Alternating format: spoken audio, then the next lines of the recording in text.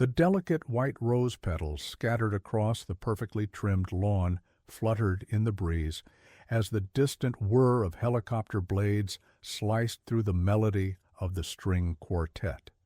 Nearly 300 elegantly dressed guests turned away from the ornate, flower-covered altar toward the sound, shielding their eyes from the golden afternoon sun. At the altar stood Nathan Caldwell, heir to Caldwell Biotech, one of the most powerful pharmaceutical companies in the country. His body went rigid, his face drained of all color as he stared into the sky, eyes locked on the sleek black helicopter that was descending with eerie precision onto the helipad just beyond the estate gardens. "What is that?" "Who's in there?" whispered Tessa Monroe, the bride at his side, her diamond bracelet pressing sharply into Nathan's forearm as she clutched him tightly. But he didn't respond. His breath had completely vanished. The helicopter's door swung open. A woman stepped out, dressed in a sharply tailored white suit. Her caramel-colored hair danced wildly in the wind as the blades slowed above her. Then behind her came two small children, a boy and a girl, no more than 6 years old. Each held one of her hands as they walked side by side with poised confidence toward the ceremony. A gasp rang out. Nathan's mother. And it was clear to everyone who saw them. The twins had Nathan Caldwell's unmistakable eyes. 6 years earlier, Nathan and Amara Levinson were the couple everyone envied. He was the brilliant young executive set to inherit Caldwell Biotech, and she, a trailblazing biochemist whose cancer research had already saved lives. Their wedding, held right here in the same garden, had been the social event of the year. To the outside world, their marriage was flawless, passionate, supportive, deeply rooted in mutual respect. They traveled the world together, gave generously to humanitarian causes, and were finally preparing to grow their family. But underneath the polished surface, fractures had already begun to form. Lucas Monroe, Nathan's childhood friend, had recently taken over as CFO of Caldwell Biotech. Along with him came his younger sister, Tessa, a charming socialite with an eye for power. Slowly and subtly, these two would undo everything Amara and Nathan had built together. That autumn, Caldwell Manor sparkled under strings of lanterns as uniformed staff moved gracefully through the grand charity gala. Inside the ballroom, laughter echoed beneath chandeliers. Nathan stood near the bar, sipping bourbon, his eyes following Amara as she conversed animatedly with the Minister of Health. Her emerald dress caught the light, but it was her confidence that drew every gaze. "She's stunning," Lucas said, appearing at Nathan's side, offering him another glass. "You're a lucky man." Nathan smiled, accepting the drink. "Don't I know it? Her latest trial results on the new protocol. It's exceeding every projection." The board's thrilled. Lucas's gaze flicked back to Amara, who was now laughing at something Tessa had said. Beauty and brains under one roof. Must be nice. "We're trying for a baby," Nathan confessed, the alcohol loosening his tongue. "Amara says the timing's perfect this month." Lucas's smile faltered for the briefest second. "Fatherhood, huh? That changes everything." That night, the warmth of the gala gave way to a storm. Amara stepped out of their ensuite bathroom, her hair wrapped in a towel, her face freshly scrubbed and serene. But the moment she entered the bedroom, the atmosphere shifted. Nathan sat stiffly on the edge of their bed, her phone clenched in his hand, his face twisted into something she barely recognized. Rage, betrayal, heartbreak. "Nathan?" Her voice faltered. "What are you doing with my phone? Who the hell is Michael?" he asked, each word slow and sharp, his tone low and threatening. Amara blinked, baffled. "Michael?" I don't know anyone named Michael. Don't lie to me," he barked, shoving the phone toward her face. On the screen were messages, explicit, intimate, detailed. Arrangements for rendezvous, secret meetings, things she had supposedly written over the last 3 months. She stared at the screen, horrified. "I've never seen these before," she whispered, her hands beginning to tremble. "Nathan, I don't know this person. These messages aren't mine." He rose suddenly, pacing. He knew things about our home, our schedule. He even wore your perfume on his clothes. You've been seeing him here, in our bed, while I was out of the country." Amara shook her head furiously, scrolling through the texts. Her own number, her own name. But none of the words were hers. "This doesn't make sense," she pleaded. "These are fake, fabricated. Someone must have hacked my account or—" The bedroom door opened. Lucas entered without knocking. "Security found these in her car," he announced coldly, holding out a plastic evidence bag. Inside was a man's watch and a hotel room keycard. "I've never seen those before," Amara cried out. She reached for Nathan, but he recoiled as if her touch would burn him. "Get out," he said through gritted teeth. "Nathan, no, please. I love you. You're my husband." "Not anymore," came Lucas's voice. "Divorce papers are being prepared tonight." Amara collapsed to her knees, tears flowing as Nathan looked away. The guards entered. And just like that, the woman who had once been the heart of the Caldwell legacy was escorted out of her home, barefoot, betrayed, and completely broken. "You wore that scent," Nathan whispered, voice low and cracking. He knew details about our bedroom, about our kitchen, about the scar behind the dining room panel, things no one would know unless they'd been here. He ran both hands through his dark hair, disbelief etched across his face. Amara's pulse raced, her mind spiraling. "Nathan, listen to me. None of this is real. Someone's trying to frame me. Those messages were planted." But the door swung open. Lucas Monroe entered, uninvited, his face unreadable. In his hand was a small velvet pouch. "Security searched her car," he announced coldly, holding it out to Nathan. Inside, a man's watch and a hotel key card. "I've never seen those," Amara cried out, stumbling forward, reaching for her husband. But Nathan jerked away, flinching from her touch as if it were poison. "Get out," he said, voice cracking. "Please," she sobbed. "I'm your wife. I love you." His voice rose sharply. "Out of my house?" Tears streamed down her cheeks as Lucas silently motioned to the two security guards waiting outside. They stepped forward. "Not anymore," Nathan added coldly, his back to her. "I want the divorce papers drawn up. Tonight."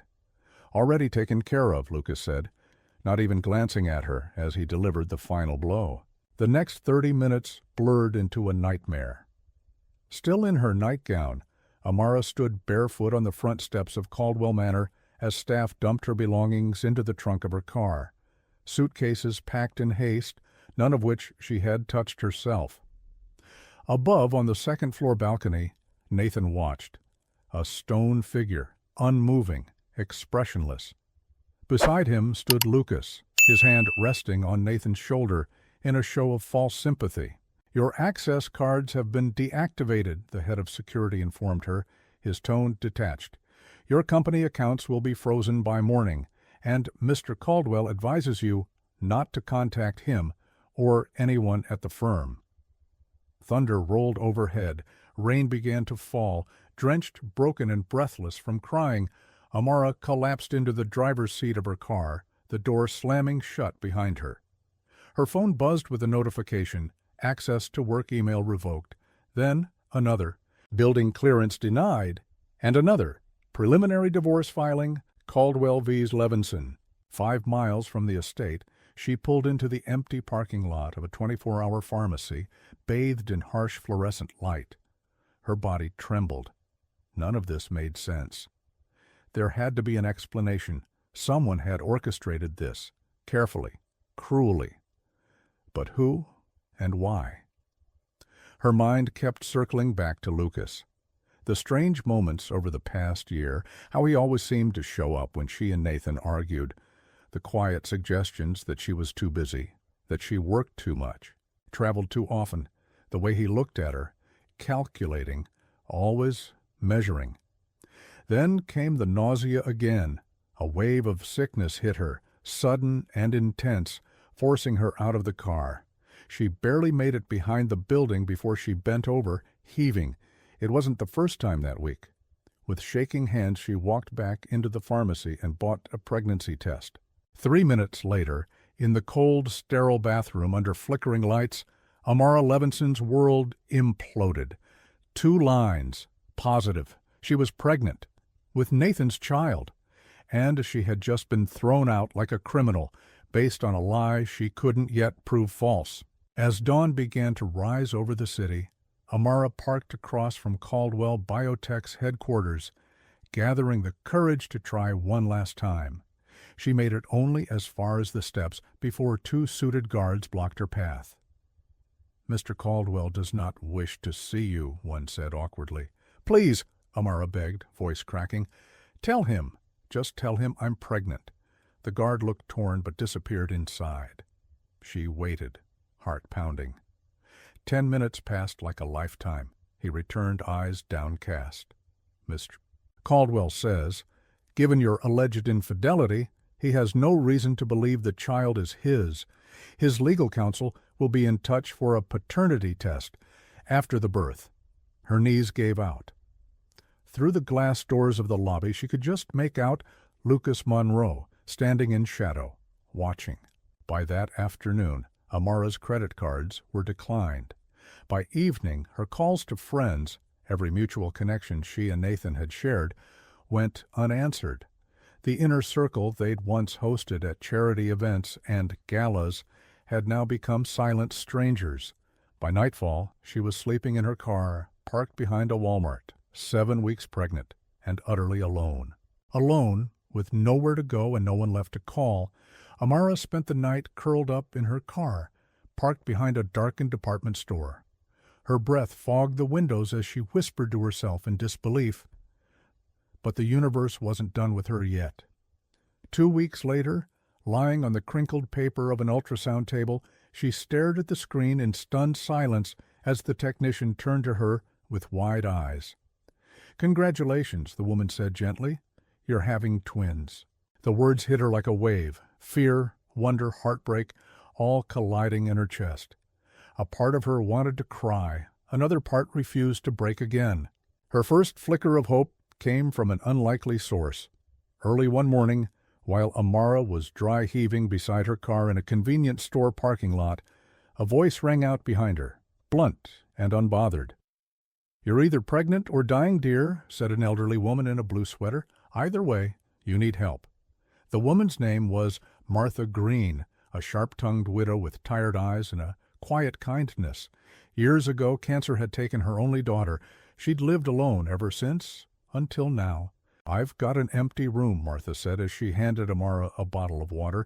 "You can stay, at least until you figure things out." It was in Martha's small, creaky house, filled with books, floral curtains, and faded family photos, that Amara finally found stillness.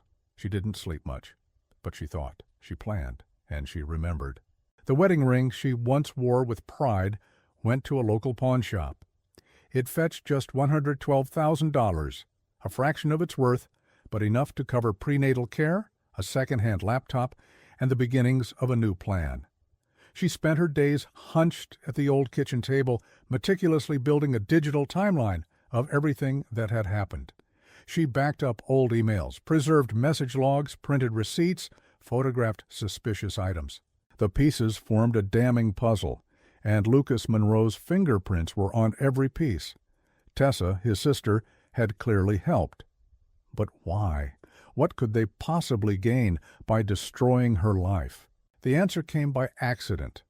One afternoon, seated in the corner of a coffee shop, Amara overheard a quiet conversation at the next table.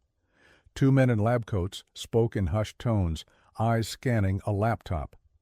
"I'm telling you, the trial data doesn't match," one whispered. "The liver failure cases weren't even reported in the last batch. Someone changed the side effect profiles before submission." "Lucas Monroe signed off on everything," the other replied. "You really think Nathan Caldwell even saw the original results?" Amara's heart stopped. She had worked on that exact trial before her exile. If Lucas was manipulating clinical data, if he had doctored safety results, this wasn't just professional misconduct. It was criminal. It was lethal. That night, curled on the couch with her hands resting on her swelling belly, she made a silent vow. "Your father gave up on me," she whispered to the unborn twins. but I won't let him or anyone else hurt people in his name. We're going to build something better, something so powerful that one day he'll realize exactly what he threw away." The weeks crawled by. Amara, now 4 months along, faced rejection after rejection. At interview after interview, faces grew distant the moment she explained her experience at Caldwell Biotech. Eyes narrowed when she mentioned the twins. "I'm sorry, Dr. Levinson," one lab director said, not quite meeting her gaze. "Your resume is stellar, but we just filled the role." She'd heard that line 5 times. The message was clear. Lucas had blacklisted her. One particularly hard evening, Martha found her on the porch swing, tear-streaked and defeated. Chin tilted upward, the older woman lowered herself beside her. "The world doesn't end because one man was too foolish to see your worth," she said gently. "It's not just Nathan," Amara whispered. "Lucas has poisoned everything, my name, my career. No one will even give me a chance." Martha was quiet for a long moment. "Then maybe," she said slowly, "you need to meet people who don't know who Lucas Monroe is." The next morning, Martha drove Amara 2 towns over to a squat, overworked building nestled between a hardware store and an elementary school. The sign read, "Lakeside Community Clinic." Inside, the waiting room was packed. Nurses rushed from room to room. Phones rang endlessly. "My friend Dr. Celeste Hart runs this place," Martha explained. "She doesn't care about resumes or scandals. She cares about people." When Dr. Hart appeared, Amara was taken aback. A whirlwind of energy, the woman wore her hair in a messy bun and carried a clipboard under one arm. She barely glanced at Amara's resume before launching into conversation. "You've worked on immunotherapy protocols?" Dr. Hart asked. "Yes. Specifically in oncology." "And you're expecting twins?" she added, eyeing Amara's belly. Amara nodded, uncertain. "You're carrying wide, classic twin transverse presentation," the doctor noted casually. "Look, I can't pay much, but we need help. And we don't judge here, not for being pregnant, not for being unmarried, not for having a past." Amara blinked, stunned by the warmth in her voice.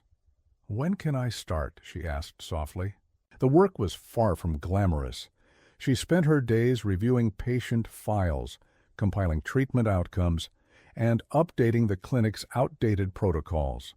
But it was enough to keep her mind sharp, and it paid just enough to stretch her dwindling savings.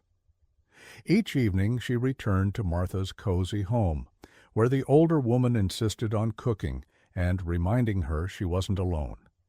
The world had turned its back on her, but for the first time in months, Amara felt something like hope.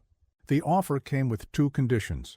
"You keep full creative and operational control," said Dr. Celeste Hart, her tone firm but encouraging.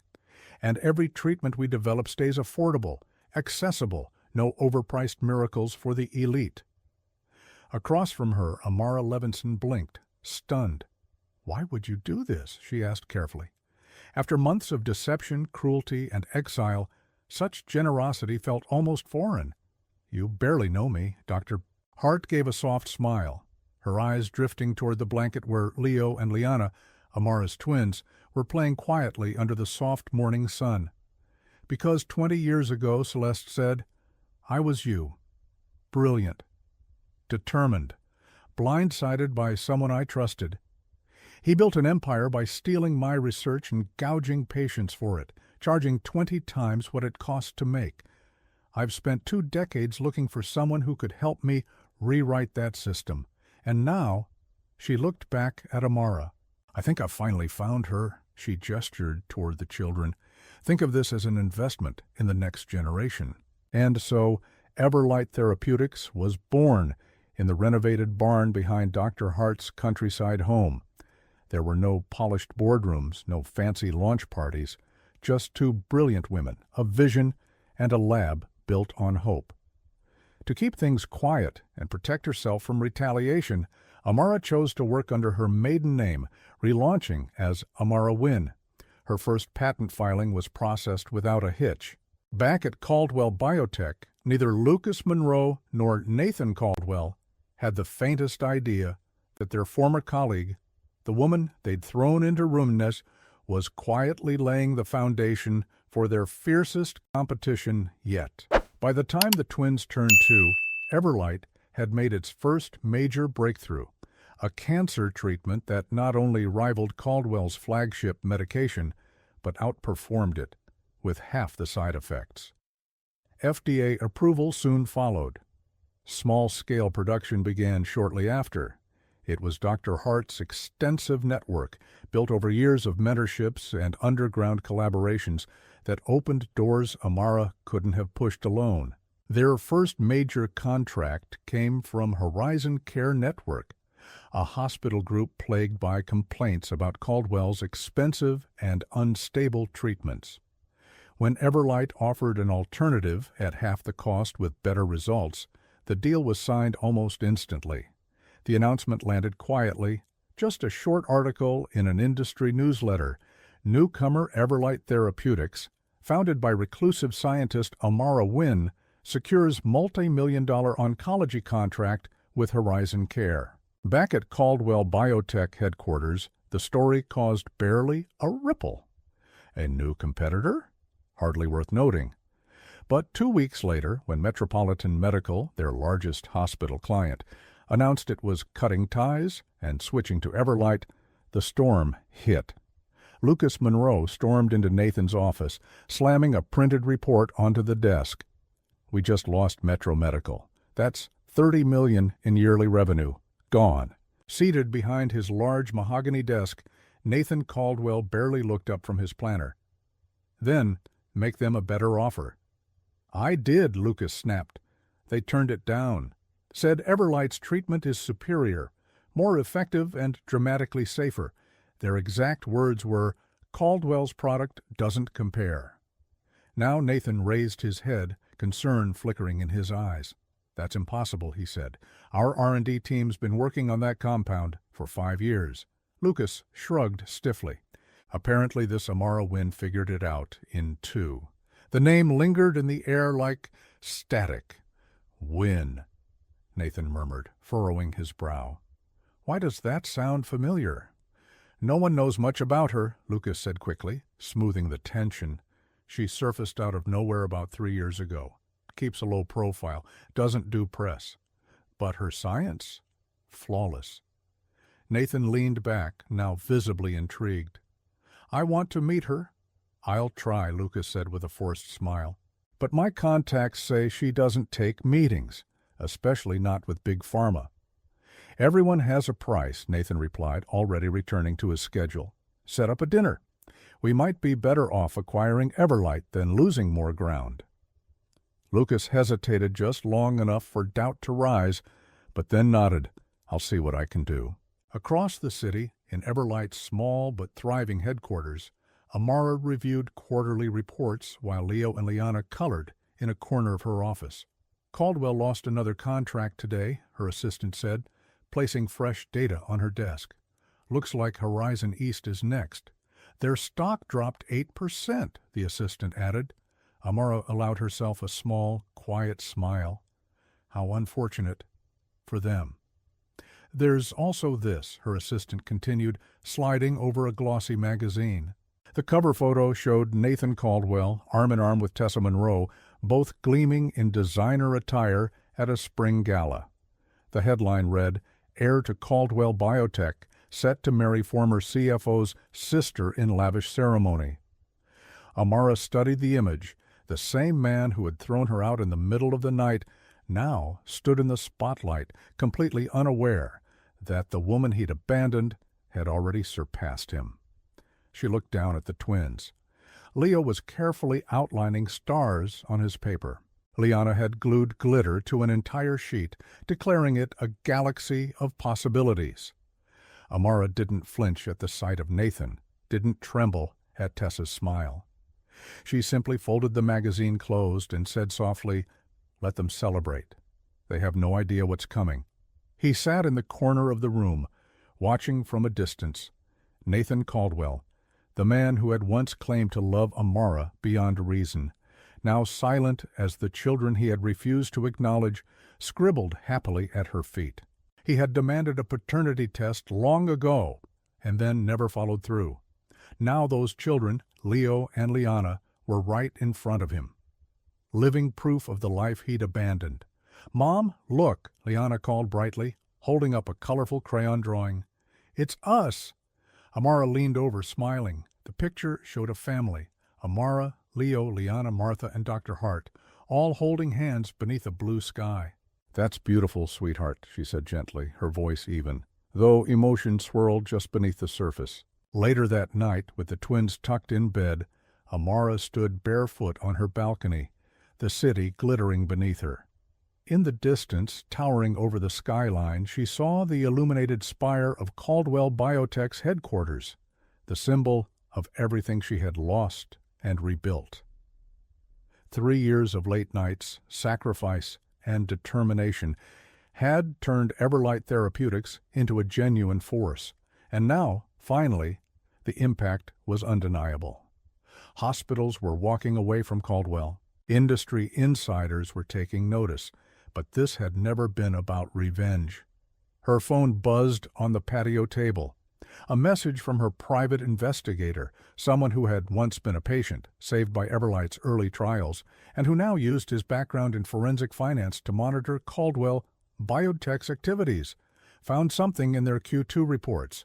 Over $50 million unaccounted for. We'll dig deeper. Also, wedding date confirmed. May 15th. Amara's fingers tightened around her T. May 15th. The same date 6 years ago, when she'd been thrown out of her home barefoot and pregnant, cast out without a second thought. It wasn't a coincidence. It was deliberate cruelty, the kind only Lucas and Tessa Monroe were capable of.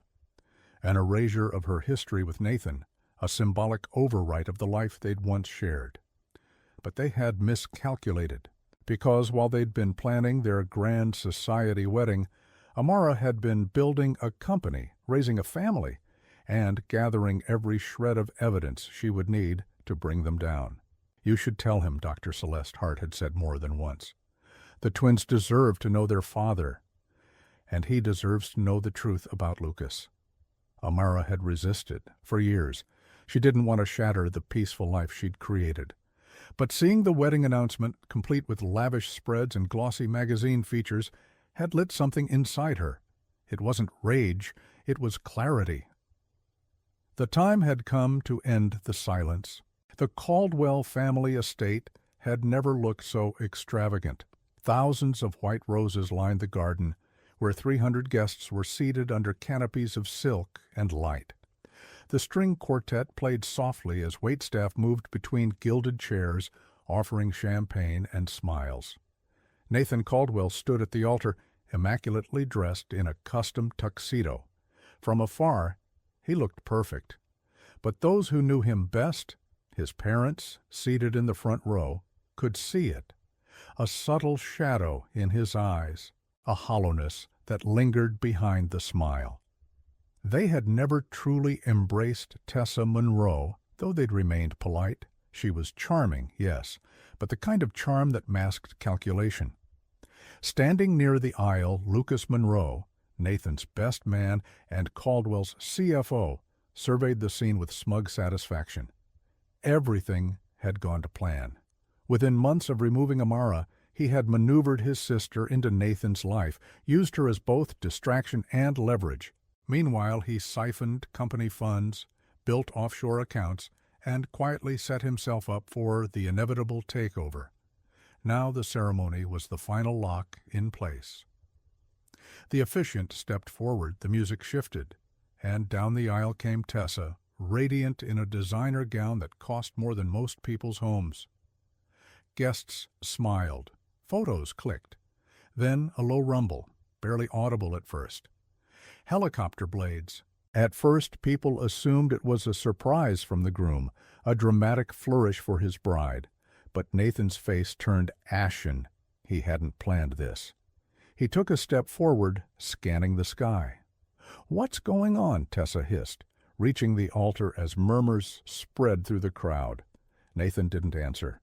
The helicopter, a sleek black model, descended toward the helipad at the far edge of the garden. Security moved uncertainly. No one had been cleared to land. No one had expected this. But Nathan. Nathan recognized the aircraft. And suddenly he couldn't breathe. There was something about the sound that froze Nathan Caldwell in place. The deep, rhythmic pulse of helicopter blades churned above the rose-covered garden, shaking the stillness. Guests turned their heads in curiosity. Security personnel exchanged nervous glances, unsure whether to act. No one had approved this landing. As the aircraft touched down with surgical precision on the estate's helipad, a hush fell over the entire ceremony.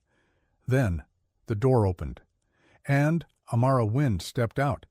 Even from a distance, Nathan knew. The world seemed to shrink until only she remained in focus. The woman he had abandoned 6 years ago, the one he had cast into darkness with a single decision. She walked calmly, dressed in a tailored navy suit that spoke of power, not apology. Her hair was styled differently, and she held herself with new confidence. But her face, the one he had tried to forget, was unmistakably hers. Then came the real shock. 2 small figures stepped out behind her, a boy and a girl, no older than 6. They held her hands, each with curious, intelligent expressions. They looked around, taking in the elegant setup and rows of astonished guests. Gasps rippled through the garden. "Oh, my God." Nathan's mother, Isabel, whispered, rising from her seat. She clutched her husband's arm. "Richard, look at them." Richard stood beside her, pale and wide-eyed. "They have his eyes," Isabel murmured. "Nathan's eyes." Whispers swept through the guests like wind through dry leaves. All eyes followed Amara as she and the twins walked forward, slow, purposeful steps over rose petals and marble tiles. Security looked to Nathan for instruction, but he remained frozen at the altar. "What is this?" Tessa Monroe hissed, grabbing his arm. "Who is that woman, and why is she here with children?" Nathan didn't respond. Lucas Monroe, red-faced and tense, stepped forward. "I'll handle it," he growled. He motioned sharply to security, but before they could move, Amara's voice cut through the garden, calm and unshakable. "I wouldn't do that, Lucas, not unless you want your financial misconduct broadcast across tomorrow's headlines or submitted to the federal authorities tonight." Lucas froze mid-step. The guests were now buzzing with confusion and excitement. Every phone had been raised, every camera lens turned toward the unfolding scandal. Amara and the twins reached the edge of the seating area. The children were impeccably dressed, composed well beyond their years. They studied the gathering with bright, attentive eyes, so much like their mothers. Amara stopped. Her gaze met Nathan's. "Meet your children," she said, her voice clear and unwavering. "Leo and Liana. The children you never knew, because 6 years ago you threw me out." The collective gasp from the audience was loud and unfiltered. Isabel pressed a hand to her mouth as tears welled in her eyes. Richard reached for her other hand, stunned into silence. "That's not possible," Tessa snapped. "She's lying." "Tell them, Nathan. Tell them she's lying." But Nathan couldn't speak. He stared at the boy, Leo, whose quiet seriousness and intelligent gaze mirrored his own. Then at the girl, Liana, standing tall and determined, her stance almost identical to Nathan's childhood photos. "They're not a secret," Amara continued. "DNA results have already been submitted to the family court, along with evidence that Lucas and Tessa conspired to remove me from Nathan's life, fabricating messages, forging documents, and planting false evidence of infidelity." Lucas lunged forward. "Security, get her out of here, now!" But another voice stopped him in his tracks. "I wouldn't either." Dr. Celeste Hart stepped out from behind Amara, holding a folder in her hand. "Unless, of course, Caldwell Biotech is ready for the FDA to receive our full report on falsified side effect data, specifically involving the cancer drug Renovax." A hush fell again. Someone in the crowd gasped. Murmurs turned into murmured questions. Isabel and Richard pushed past the guards, making their way to the twins. Isabel dropped to her knees, uncaring of her designer gown. "Hello," she said softly, voice trembling. "I'm I'd be your grandmother." Liana, always the more confident twin, studied the older woman carefully. "You look like the pictures Mom keeps in our memory box," she said thoughtfully. Isabel broke. Tears streamed down her cheeks as she reached out. Liana, full of quiet strength, reached back without hesitation. It was a moment that cracked the hearts of everyone watching. Nathan finally found his voice. "Amara. How?" "I was 7 weeks pregnant when you threw me out," she replied evenly. "I tried to tell you. Your security guard said you didn't want to speak to me, that you'd contact me for a paternity test after the birth. But no one ever did." Nathan turned to Lucas, disbelief washing over him. "I never got any message. Nothing. You told me she left." "That she—" "She's lying," Lucas barked. "She's obviously here to destroy your wedding. This is all a setup." Amara didn't flinch. "Destroy your wedding?" she echoed. "The one you so poetically scheduled for the anniversary of my exile?" She stepped forward now, matching Lucas's stare.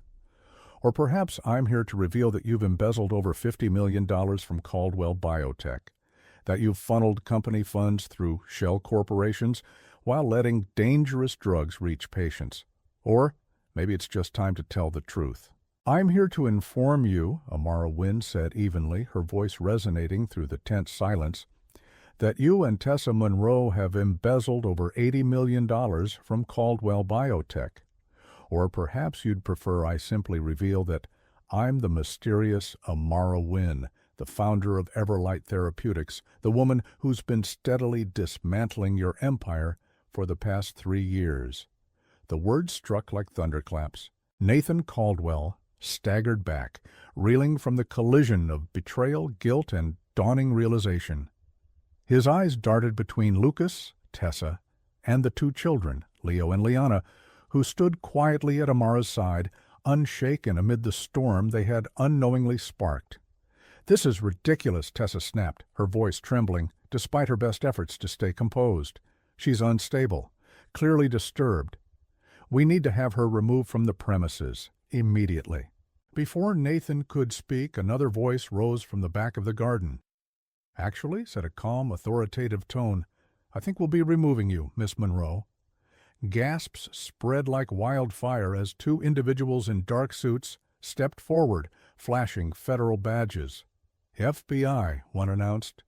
"We have several questions regarding financial transactions between Caldwell Biotech and a series of offshore accounts in your name and your brother's." The entire ceremony ground to a halt as the agents approached the altar.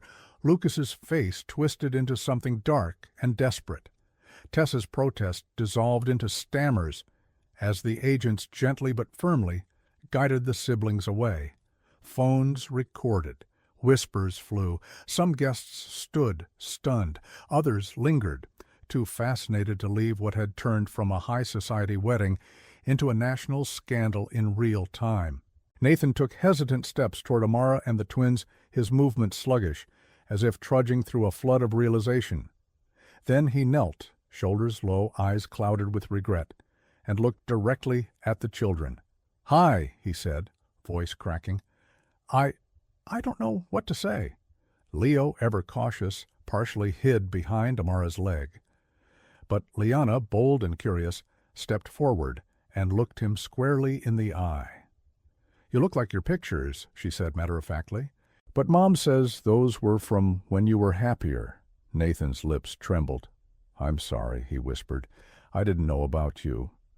I would have done everything differently." Amara remained quiet, watching. "Perhaps," she said at last, "this conversation would be better had somewhere more private." Nathan nodded slowly, dazed. He turned to see his parents, Isabel and Richard Caldwell, already on their feet, watching their grandchildren with tearful wonder.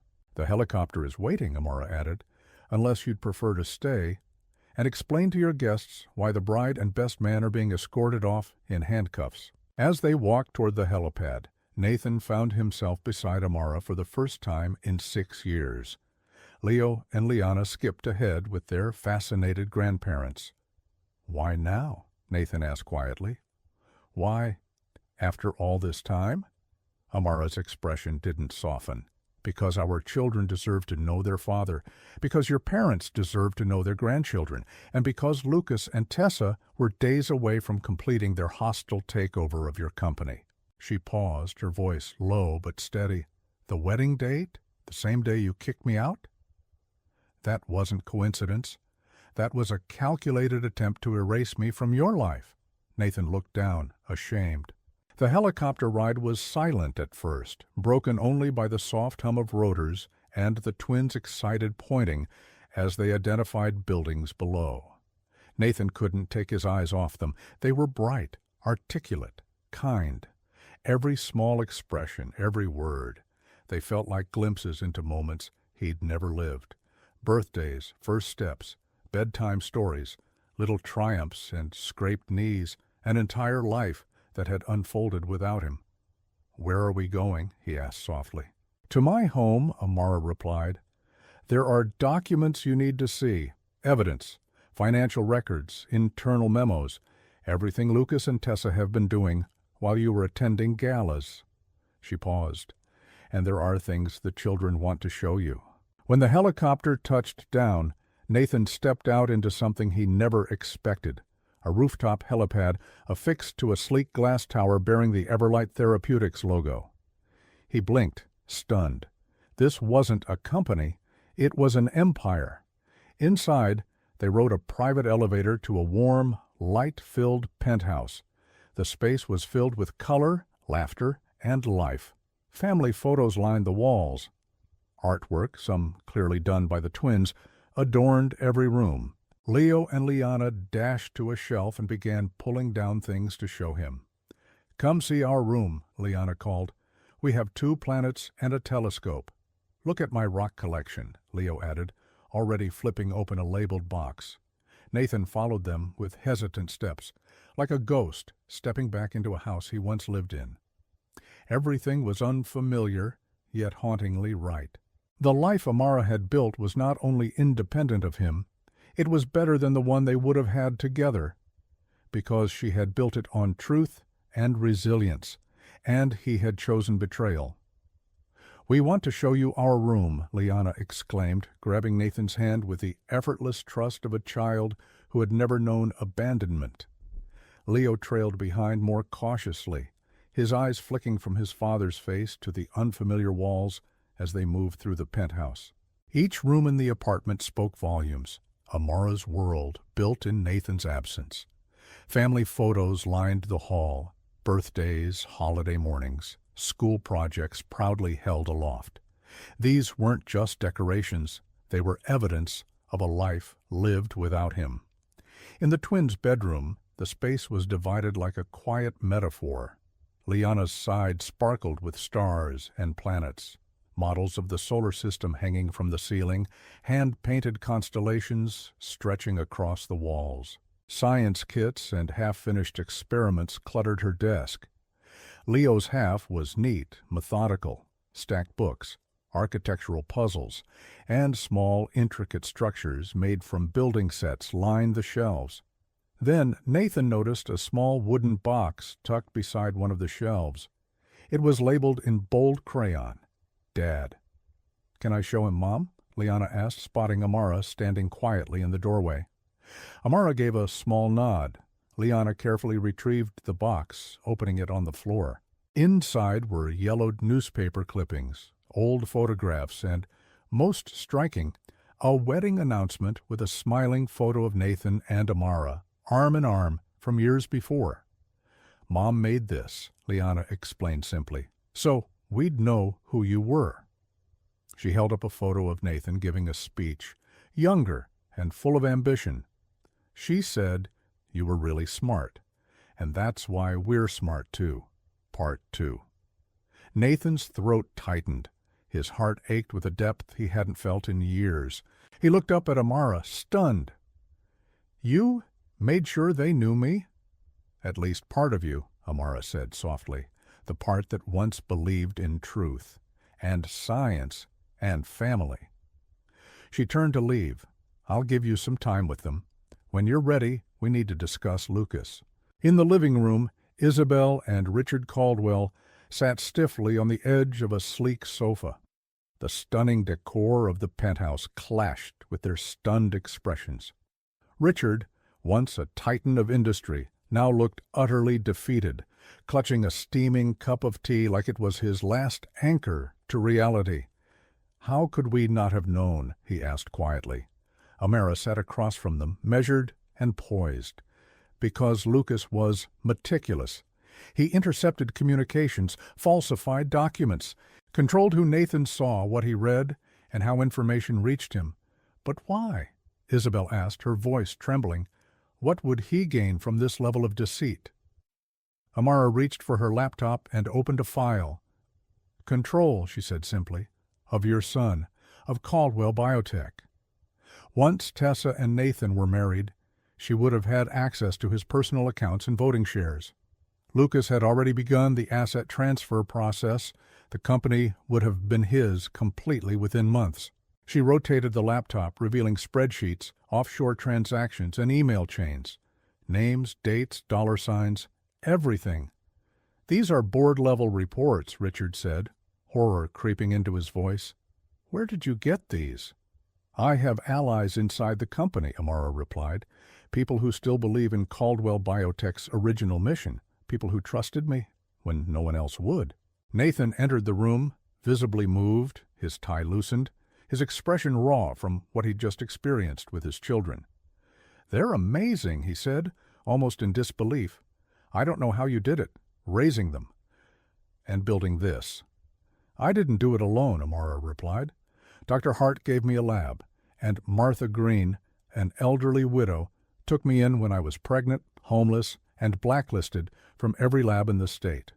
"Homeless?" Isabel echoed, eyes wide with horror. Amara nodded, her voice even. "Yes. When Nathan kicked me out, my accounts were frozen, my access revoked, my name smeared across the entire industry. I slept in my car for 2 weeks until Martha found me, vomiting in a parking lot from morning sickness." The words hit Nathan like a blow to the chest. "I didn't know," he whispered. "Lucas told me. You moved in with someone, that you were with another man." "There was no lover," Amara said. "There was only me, and your children, and survival." Nathan sank into a nearby chair, his face buried in his hands. "It felt so real," he muttered. "The messages, the watch, even the PI reports. All fabricated," Amara said calmly. She opened another folder on her laptop. "This is the payment record from Lucas's private account to the actor who played my affair." The messages were written using spoofed metadata. The hotel key was planted in my car, and the PI paid off. She flipped to another document. "And this is the restraining order that supposedly came from you. It's forged. Your signature, your letterhead, everything." Silence fell like a heavy curtain. Isabel's face had turned pale. Richard leaned forward, examining every number on the screen with grim disbelief. "How did we let this happen?" he muttered. "To you, to our company, to our grandchildren." "I tried to tell you," Amara said quietly, "but no one was listening." This is a restraining order?" Nathan Caldwell asked, staring at the document Amara had just placed in front of him. "It was supposedly filed by you," she said, her voice calm but sharp, "barring me from approaching you or your workplace, specifically during my pregnancy." Nathan's face went white. "I never filed this. I never would have." "I know," Amara replied. "Lucas forged your signature, just like he did on internal company forms, greenlighting the release of Renovax despite clear red flags in trial data." Nathan slumped in his chair, the weight of the truth crashing down on him. Every part of him looked older now, as if the betrayal had physically worn him down. Across the room, Isabel sat frozen, her eyes flicking toward the hallway where the soft laughter of her grandchildren echoed faintly. How had they missed all of this? How had they missed them? "Why didn't you expose this earlier?" Richard Caldwell asked, his voice low, weary. "With evidence like this, you could have cleared your name years ago." Amara considered her words. "At first, I was in survival mode. I had no home, no money, and 2 babies on the way. Then, protecting the twins became my priority." She looked at Nathan, her gaze steady. By the time Everlight had grown strong enough to withstand the storm, I had to weigh the consequences. How many innocent people would lose jobs? How many patients depended on Caldwell Biotech's medications, flawed as they were? I didn't want to destroy the company. I just wanted to stop the people who were destroying it from the inside. Nathan nodded slowly, a new respect forming in his eyes. So instead, he murmured, you built something better, safer, and ethical. Yes, Amara said. Everlight wasn't born out of revenge, Nathan. It was born because the company we dreamed of building together, the one meant to heal, was being warped by greed. A knock interrupted the heavy silence. Dr. Celeste Hart stepped in, holding a tablet. They've been taken in, she said. Lucas and Tessa Monroe are now in federal custody. The SEC just filed their preliminary charges. Caldwell Biotech's stock trading is being suspended pending investigation. Nathan went pale. The company will collapse. Not if we act fast, Amara said. She crossed to her desk and retrieved a thick, leather-bound folder. She handed it to Nathan. I've drawn up a proposal. A merger between Everlight and Caldwell Biotech. He stared at her. A merger? It's the only way forward, she explained. This plan preserves existing jobs, maintains access to medications for patients, and allows for a full leadership transition. It stabilizes both entities while we sort through the legal mess. Nathan flipped through the folder, his hands trembling as he scanned the details. His mouth moved, but no sound came. Finally, he whispered, you've prepared for everything. I had 6 years, Amara replied simply. As Nathan and his parents reviewed the proposal in stunned silence, Amara stepped into the hallway with Celeste. Are you really certain about this? The doctor asked quietly. After everything he did, everything he failed to do, Amara peered through the doorway, watching as Nathan pored over her proposal like a man grasping at redemption. This isn't about him, she said. It's about Leo and Liana. They deserve a chance to know their father, and he deserves the chance to earn their trust, if he's willing to. She exhaled slowly. It's also about the people working in labs and clinics and patient rooms across the country who will suffer if Caldwell Biotech falls. Dr. Hart gave a small, knowing smile. And it has nothing to do with showing him exactly what he lost when he chose to believe Lucas over you? For the first time all day, Amara's perfectly composed expression cracked. She allowed a brief flicker of emotion to show. Maybe there's some satisfaction in that, she admitted, but it was never the point. No, Dr. Hart agreed, giving her friend's hand a gentle squeeze. That's why you succeeded, Amara. He was driven by greed. You were driven by purpose. Your father and grandparents would like to have dinner with us. Is that okay with you? Leo hesitated, his little brow furrowed in careful thought. Do we have to call him Dad now? He asked softly. Amara knelt down, meeting him eye to eye. No, sweetheart, she said gently. You can call him whatever makes you feel comfortable. This is all very new, and everyone understands that. Liana, ever practical, chimed in from the hallway. Are they coming to our birthday party next month? We're having a space theme. And Grandma Martha is making the cake. The simplicity of the question, the way it cut through the heavy air, lifted something off Amara's chest. She smiled, really smiled, for the first time since stepping off that helicopter.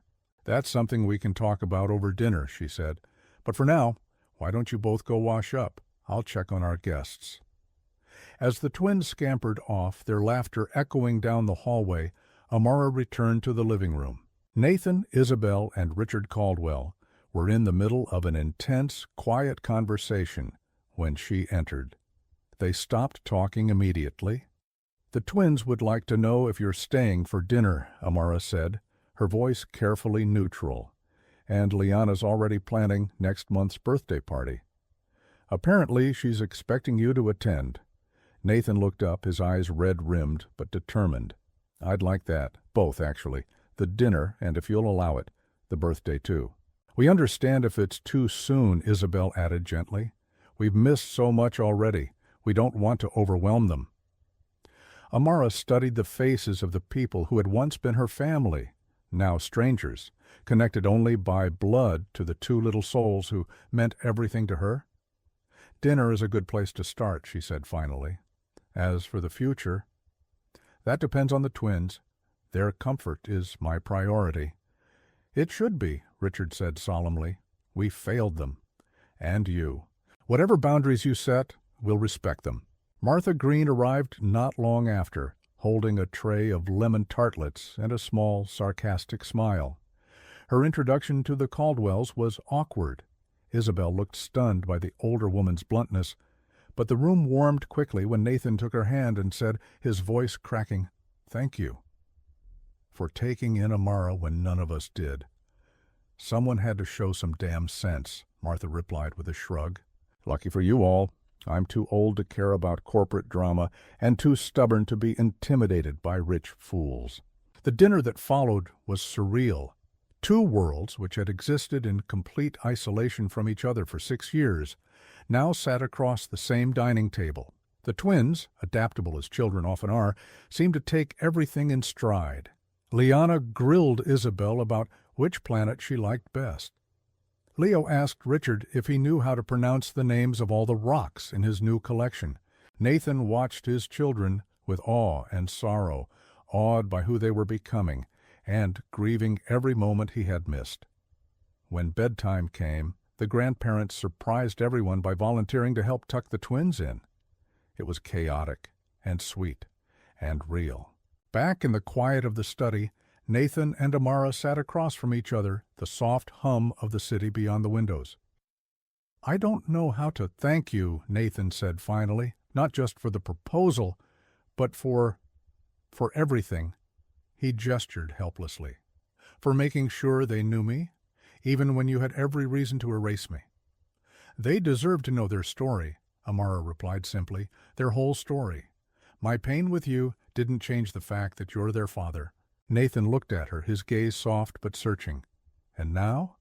"Now," Amara said slowly, "you get to know them, on their terms. And mine." "You've missed 6 years, Nathan. That can't be undone overnight." He nodded quietly. "And us?" he asked hesitantly. "Is there any part of you that—" "No," Amara interrupted gently but firmly. "That part of our story ended the day you chose Lucas over me. I've spent 6 years building something I'm proud of. The twins and I were happy." Nathan absorbed her words like a man bracing against wind. He nodded again, this time with the dignity of someone who knew he had no right to ask for more. "I understand," he said. I need you to know how deeply I regret everything. If I could go back—" "We can't," Amara said, her voice softening. "But we can go forward. For the twins' sake, I hope we can build something civil, maybe even kind." Just then a knock came at the door. Dr. Celeste Hart entered, tablet in hand. "Sorry to interrupt," she said, "but you should see this." She handed the tablet to Amara. On the screen was a breaking news bulletin. FBI arrests of Lucas Monroe and Tessa Monroe had gone public. Footage showed them being led into custody, reporters shouting questions as they shielded their faces. A second alert flashed. Caldwell Biotech Board calls emergency session for tomorrow morning. Nathan leaned forward, the screen casting a pale glow on his face. "They're moving fast," he muttered. "You'll need to be ready," Celeste said. "If the merger's going to happen, it has to be tomorrow, before the board fractures." "I'll go," Nathan said. "I'll handle it."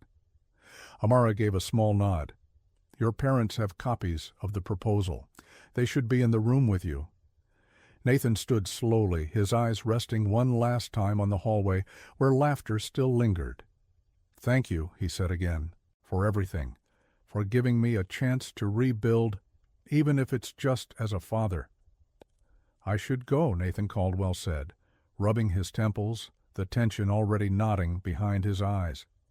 "There's a lot of fallout to manage. The board's going to need answers, and the merger proposal might be the only thing that stabilizes the situation." "You should present it," Amara replied. "Your parents have copies. They can be there with you." She paused. "I'll handle the twins' morning routine." The words hung in the air like a memory made manifest. 6 years of routines. Lunchboxes, science kits, scraped knees, storybooks, all carried by her alone. Nathan caught it too, the unspoken grief in that simple phrase. He nodded solemnly. "Thank you," he said, "for the proposal, for dinner, for everything." He hesitated, his voice quieter now. "Would it be okay if I said good night to them?" "They're probably still awake," Amara replied with a soft smile. "Liana rarely falls asleep without at least 3 bedtime stories." A shadow of amusement flickered across Nathan's face. Persistent, just like her mother. Amara led him down the hallway. Her negotiation skills, however, purely Caldwell. The next morning, the Caldwell Biotech boardroom buzzed with subdued panic. News of Lucas and Tessa Monroe's arrest had hit financial news circuits like wildfire. Stock trading had been suspended. Investors were threatening lawsuits. Employees were afraid. Nathan, seated at the head of the table, looked every bit the part of a man rebuilt from the inside out. Exhausted, but centered. His father, Richard, sat beside him, equally worn but fiercely present. Dozens of familiar faces, friends, colleagues, and long-serving board members were gathered, eyes wide with disbelief and uncertainty. "The situation is grave," Nathan began, his voice calm but firm, but not unsalvageable. He took a breath. "With your permission, I'd like to propose a path forward." For the next hour, Nathan walked them through the Everlight-Caldwell merger, outlining every component Amara had so carefully constructed: job preservation, research continuity, ethical accountability, legal shielding, and long-term vision. The board listened, first with skepticism, then with growing interest. "This Amara Wynn," one board member said cautiously, "she's willing to merge her successful company with ours. During the worst scandal we've ever faced. What's her motivation?" Nathan glanced toward his father. They exchanged a brief nod. "There's something you should know," Nathan said quietly. "Amara Wynn." "Is Amara Levinson," murmurs erupted. "You mean," an older board member asked, "the woman Lucas claimed was unfaithful? The one who disappeared?" "Yes," Nathan confirmed. "Lucas forged evidence against her to cover his crimes. She was innocent of everything. And she's also the mother of my children, Leo and Liana, whom I met yesterday for the first time." Shock spread like ripples in water. Another member leaned forward.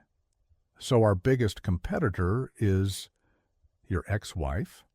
"She is," Nathan said, "and she's also the one who's quietly saved thousands of patients by developing safer, more effective alternatives to our most problematic drug. She didn't set out to destroy us. She set out to protect people." The room fell silent again, until Margaret Chen, the longest-serving board member, spoke. "That's not what I meant," she said carefully. "I meant for you. You were betrayed by people you trusted. That isn't something most of us move past overnight." Nathan inhaled deeply. "I've started therapy," he admitted, "something I should have done years ago after my brother's death. Lucas used my grief and insecurities against me, but I'm not the same man who threw her out in the dark."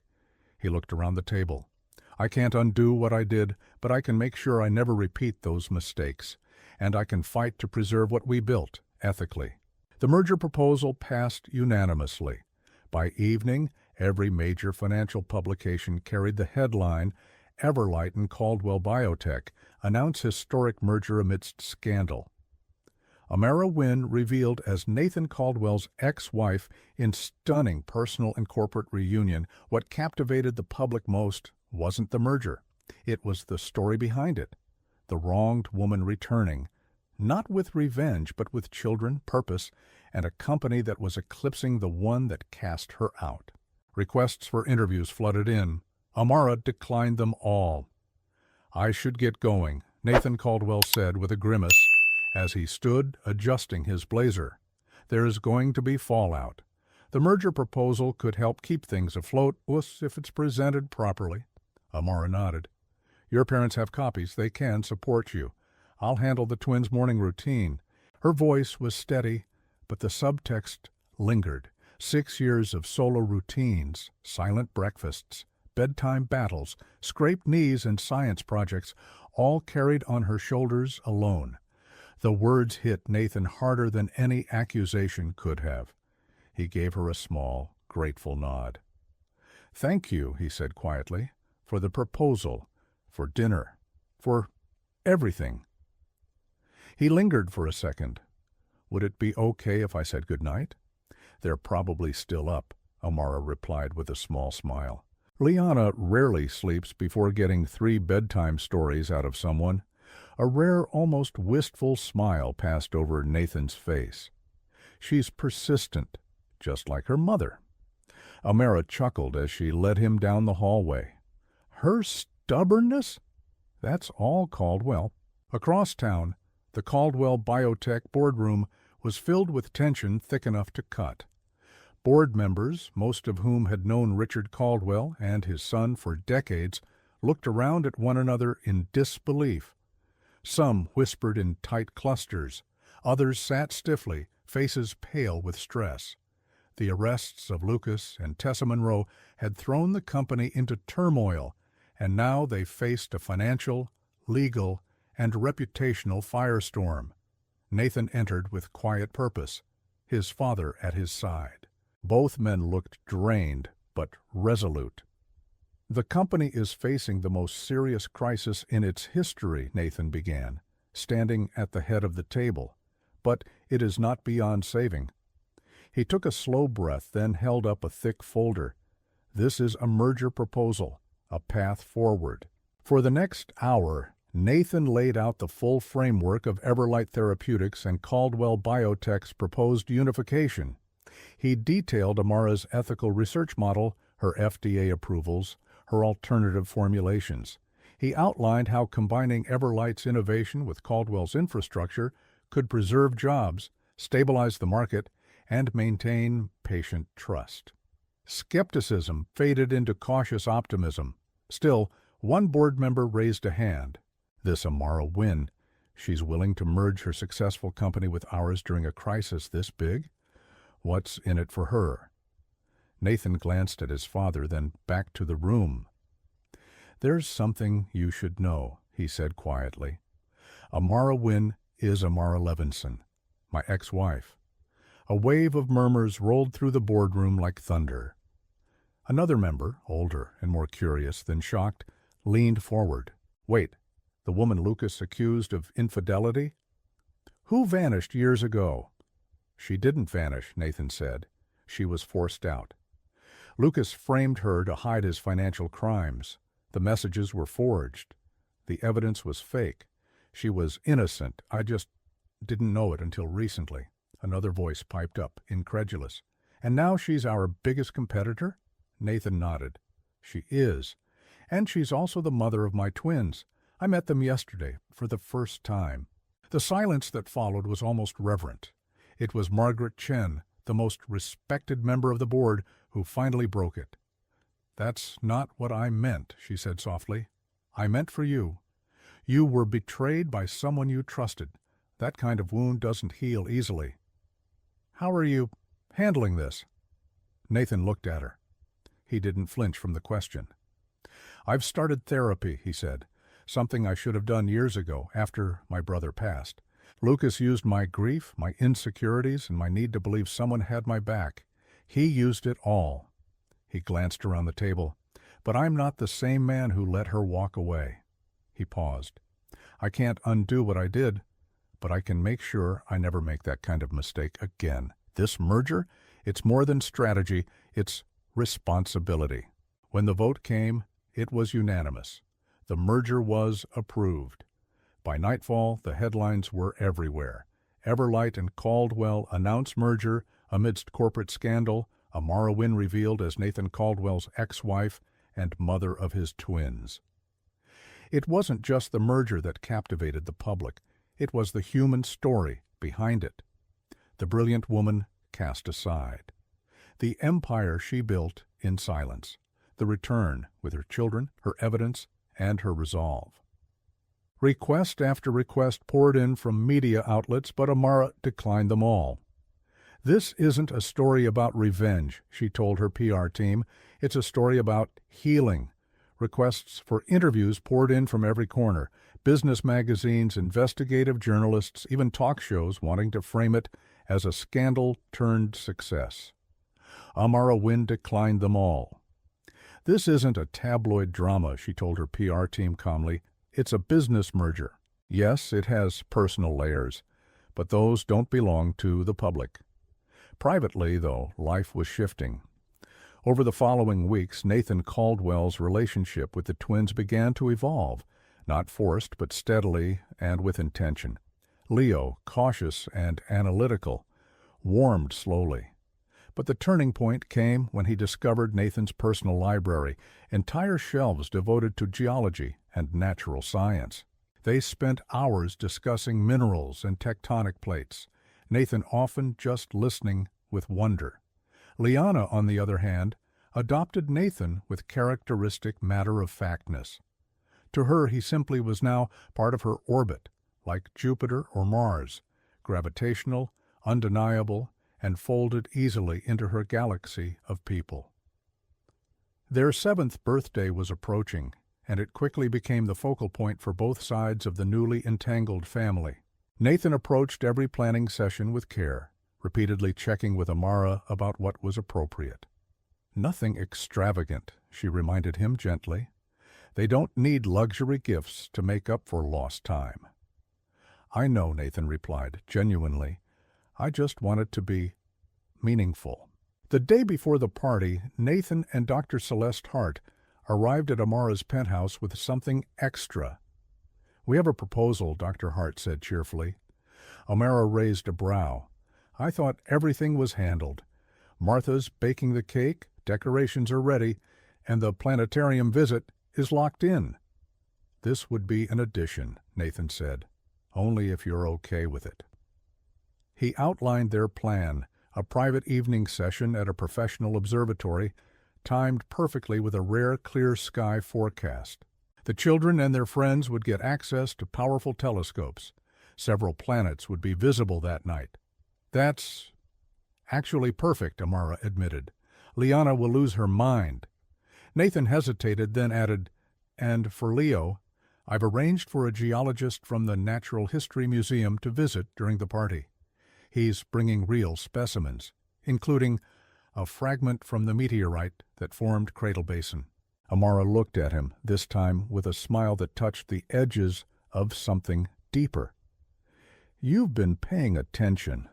"Of course," Nathan said softly. "They're remarkable. Getting to know them, really know them, is the greatest privilege of my life." The birthday celebration unfolded with a joy neither side had fully anticipated. The twins were surrounded by friends from school and every corner of their unconventional family. The air was filled with laughter, the garden transformed into a space-themed wonderland. Martha Green and Isabel Caldwell, once worlds apart, had formed an unlikely alliance. Their joint command of food and decorations was executed with military precision. Between Martha's no-nonsense efficiency and Isabel's eye for detail, the party ran smoother than any event Amara had ever hosted. Richard Caldwell, awkward at first, found his rhythm helping Leo organize his ever-growing rock collection. The quiet pride in his eyes whenever Leo spoke mirrored a man rediscovering what legacy truly meant.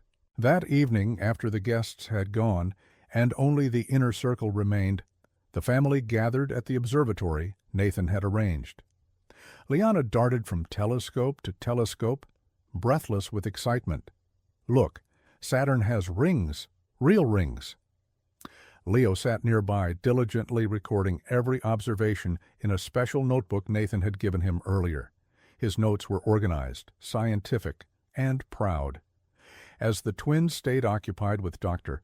Hart and their grandparents, Nathan and Amara, stood quietly together at the observatory railing, looking out over the city lights. "Thank you," Nathan said softly, "for letting me be a part of today." Amara nodded.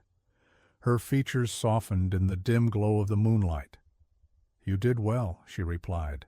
The observatory was the perfect touch. Nathan exhaled slowly. I meant what I said before.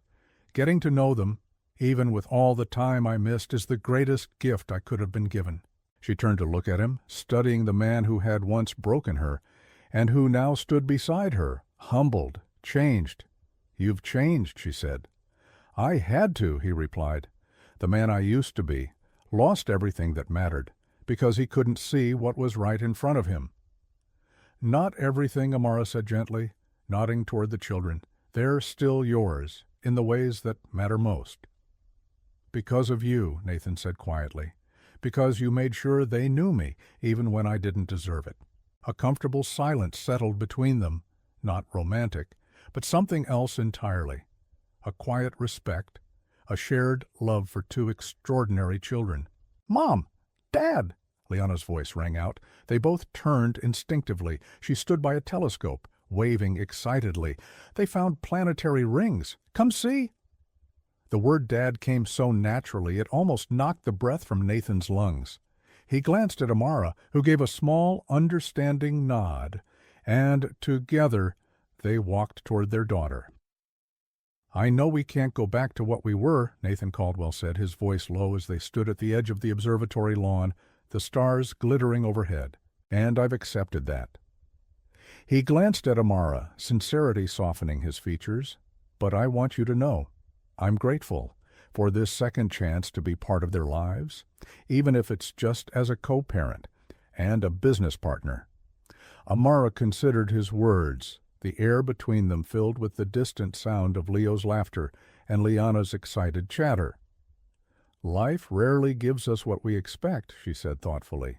"Sometimes it takes away what we thought we couldn't live without, and gives us something better, something we never imagined." The twins' voices called for them again, bright, eager, full of joy. Amara smiled. "Let's just focus on giving them the stable, loving family they deserve, whatever form that takes." 1 year later, the chaos of the interrupted wedding had faded into a quiet but powerful legacy of change. The company that once bore Nathan's family name, now Everlight Caldwell Therapeutics, was thriving. The merger had proven to be not just a smart business move, but a revolutionary shift in how pharmaceuticals were developed and distributed. Amara's ethics, Nathan's infrastructure, Celeste's science. Together they had created something that set a new standard for the industry. Transparent clinical testing, affordable pricing, and a renewed focus on healing over profit. But today wasn't about boardrooms or press conferences. Today was about dinosaurs. Leo and Liana's 8th birthday was in full swing. The party was held at Nathan's new home, a modest but beautiful house, nestled in a quiet suburb with a sprawling backyard just big enough to host a dinosaur dig. Leo's fascination had shifted from rocks to paleontology, and he had been unusually specific about party details: fossil-shaped cookies, a DIY excavation station, and a model volcano that had to erupt, but safely. Amara arrived early with Martha Green and Dr. Celeste Hart, who had become permanent fixtures in the twins' life, and in hers. Isabel and Richard Caldwell were already there. Richard was bent over the model volcano with serious concentration, adjusting the tubing for the baking soda eruption. Isabel was arranging fern-like decorations with elegant precision, trying her best to recreate a prehistoric atmosphere. "Everything looks amazing," Amara said as she surveyed the garden, her voice filled with quiet appreciation. "I hope so," Nathan said, emerging from the kitchen with a tray of fossil-shaped cookies. Leo was very clear about scientific accuracy. "He gets that from both of us," Amara replied with a smirk. Their relationship had changed over the past year, co-parenting without conflict, working together in business with mutual respect. The tension that once tinged their every interaction had softened. What had begun as necessity had grown into something grounded, warm, and deeply functional. The twins had adapted seamlessly to the arrangement, 3 nights a week with Nathan, the rest with Amara. Far from being confused, they thrived on the balance. Each home brought something different to their lives, but both were safe, loved, and filled with people who adored them. As the first guests began to arrive, school friends, colleagues, extended family from both sides, Amara found herself watching Nathan with quiet reflection. He was no longer the man she had once married, but he was also no longer the man who had thrown her out into the night. He had become something steadier, more present, someone who kept his promises. "You know, Dr. Hart said as she joined Amara near the patio. "He's done better than I expected," Amara nodded. "The twins adore him." "And you?" Celeste asked gently. "How do you feel about it all, watching him fold so easily into the life you built without him?" Amara paused, thinking it over. "It's been easier than I thought it would be," she admitted. "He's not trying to take over or reshape what already works. He's just adding himself, and in ways that genuinely help the kids." "And you?" Celeste pressed quietly. "Surely having a co-parent after 6 years alone has made your life easier?" "It has," Amara said, "and I do sometimes feel guilty about that. After everything that happened, I wonder if I should let him make my life easier." Celeste gave a soft, knowing smile. "Forgiveness isn't just about him, Amara. It's about freeing yourself from the weight of everything that came before." Amara looked toward the garden where Nathan knelt beside Leo, helping him examine a replica dinosaur tooth. Maybe that was the real evolution, not just in Nathan, but in herself. She no longer felt the need to carry it all alone. Before Amara Wynne could respond to Dr. Celeste Hart's gentle encouragement, another guest appeared at the edge of the garden. Dr. Daniel Hart, Celeste's son, stepped in quietly, carrying a beautifully wrapped gift under one arm and wearing an apologetic smile. Over the past year, Daniel had become a familiar face at family gatherings. A skilled pediatric surgeon, he had first crossed paths with Amara's family when Leo suffered a minor sports injury. What started as a professional interaction had grown into something deeper, more comfortable, natural. "Sorry I'm late," Daniel said as he approached, brushing a stray lock of hair from his forehead. "Emergency surgery ran longer than expected." "You're right on time," Amara assured him with a warm smile. "The volcano eruption isn't scheduled for another half hour." Daniel grinned, then turned to greet the twins. Both Leo and Liana lit up at his arrival, rushing over to pull him toward the fossil display. Celeste leaned in, her voice low but amused. "He canceled a conference in Boston to be here today," she said casually. "Told the organizers the twins' birthday was a higher priority." Amara felt a warm flush rise to her cheeks. She said nothing, but her expression softened as she watched Daniel crouch beside Leo, helping adjust his paleontologist vest. "He's good with them," she murmured, more to herself than anyone. The party continued in full swing, the highlight being the model volcano that sent a foamy eruption into the air, eliciting cheers and excited squeals from the children.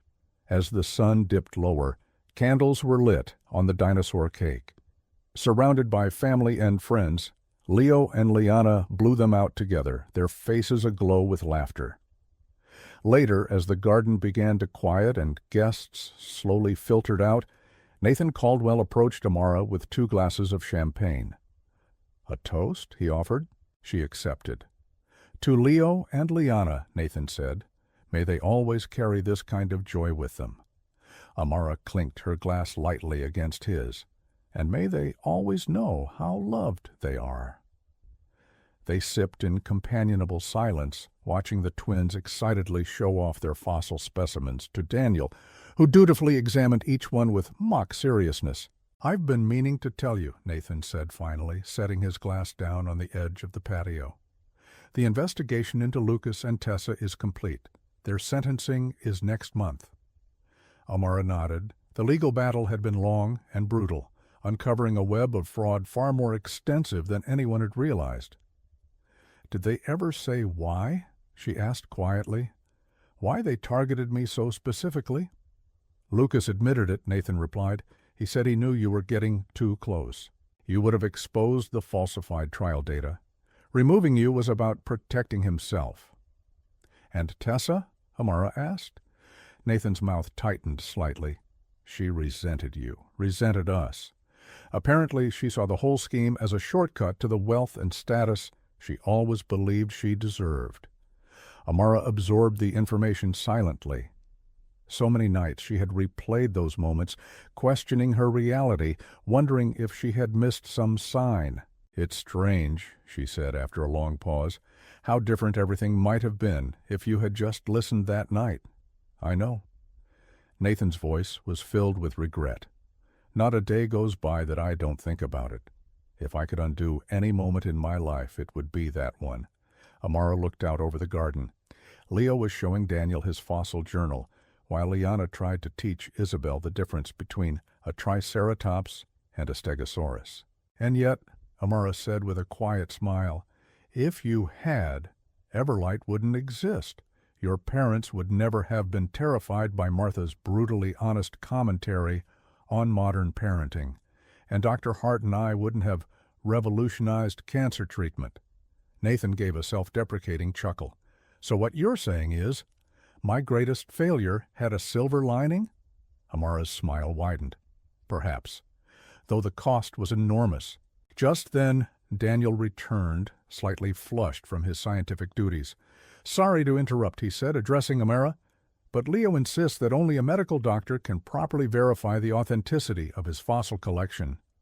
Nathan chuckled. "Better get back over there. He takes his fossils very seriously." As Daniel moved back toward the twins, Nathan gave Amara a quiet look. "He's a good man," he said neutrally. "Yes," Amara replied, equally calm. "The twins feel safe with him." "They said he takes them hiking," Nathan noted. "On Saturdays?" "He does," Amara confirmed. "He's been a good friend." Nathan studied her expression for a moment. "Just a friend?" Amara met his gaze evenly. "We're taking things slowly. The children come first." "As they should," Nathan agreed, then paused. "But Amara, if he makes you happy, don't let the past, our past, stop you from moving forward." The sincerity in his voice caught her off guard. It was perhaps the truest apology he had ever given, one without excuse, without expectation, only quiet hope that she wouldn't carry the pain any longer. Amara nodded, moved by the simplicity of his words. "I appreciate that," she said softly. And for the first time in a long time, she allowed herself to wonder, not with guilt, not with hesitation, but with openness. What if healing didn't mean staying alone? That night, after the last of the birthday guests had gone home and the stars glowed faintly above the garden, Leo and Liana were tucked into their beds at Nathan Caldwell's house, drifting off with whispered dreams of fossils and erupting volcanoes. The adults gathered on the back patio, lingering in the afterglow of the day. Martha Green and Isabel Caldwell had become unlikely allies, engaged in a spirited discussion with Richard Caldwell about early education philosophies, while Dr. Celeste Hart shared animated stories from her years researching immunotherapies in underserved communities.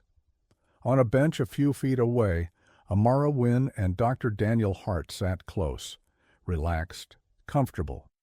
Their hands brushed now and then with the kind of natural ease that spoke of something slowly, intentionally growing.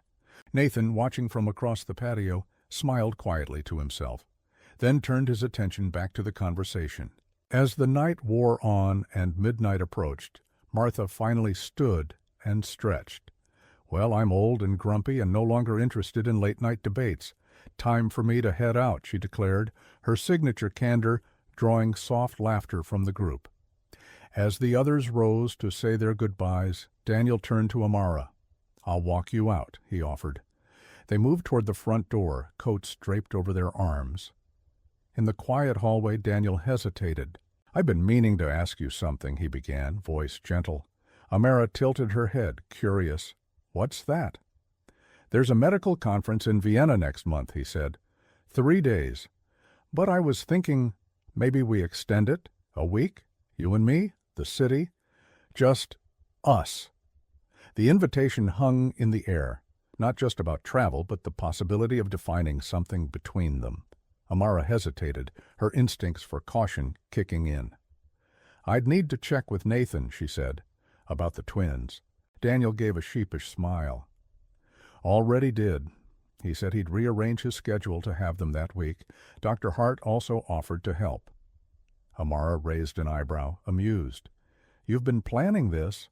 "Hoping," Daniel corrected gently. "I know how important the children are to you. I wouldn't suggest anything that disrupted the balance you've worked so hard to build." There was no pressure in his voice, just care. A clear respect for her time, her world, her priorities. It struck something deep in Amara. "Vienna sounds wonderful," she said finally, her smile soft and full of a peace she hadn't felt in years.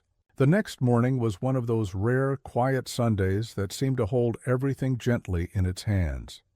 Nathan stood at the stove flipping pancakes while Leo rattled off new dinosaur facts, and Liana painted space designs at the kitchen table.